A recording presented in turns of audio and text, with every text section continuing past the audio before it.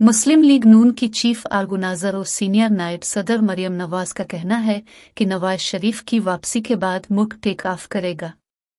इतवार को शुजाआबाद में जलसे से खिताब करते हुए मरियम नवाज ने चेयरमैन पीटीआई को तनकीद का निशाना बनाते हुए कहा कि 9 मई के मास्टरमाइंड ने सोचा कि वो अफवाज पाकिस्तान को झकेलेगा, मगर चाल उल्टी पड़ गई और अब वो 9 जून को यूट्यूब पर बैठकर उन्हीं से मुलाकातों की भीख और मुआफिया मांग रहा है। मरियम नवाज ने कहा कि खुद पर बुरा वक्त आया तो कारकुनों को जिम्मेदार ठहराकर उन्हें बस के नीचे फेंक दिया। 9 मई के सानिये से तकलीफ तो बहुत हुई, लेकिन अच्छा हुआ मुल्क का दुश्मन पहचाना गया। फितना और फसाद का चैप्टर खत्म हुआ, अब तरक्की का सफर शुरू होगा। मरियम नवाज ने कहा कि जो हाथ मुल्क तामीर करते हैं वो मुल्क में तोड़ फोड़ नहीं करते, बल्कि तोड़ फोड़ करने वालों को तोड़ देते हैं।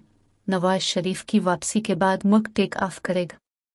मुस्लिम लीग नून की चीफ ऑर्गेनाइजर मरियम नवाज को शुजाआबाद में नून लीग के वर्कर्स कन्वेंशन में सोने का ताज पहनाया गया और उन्हें रिवायती चादर भी पहनाई गई।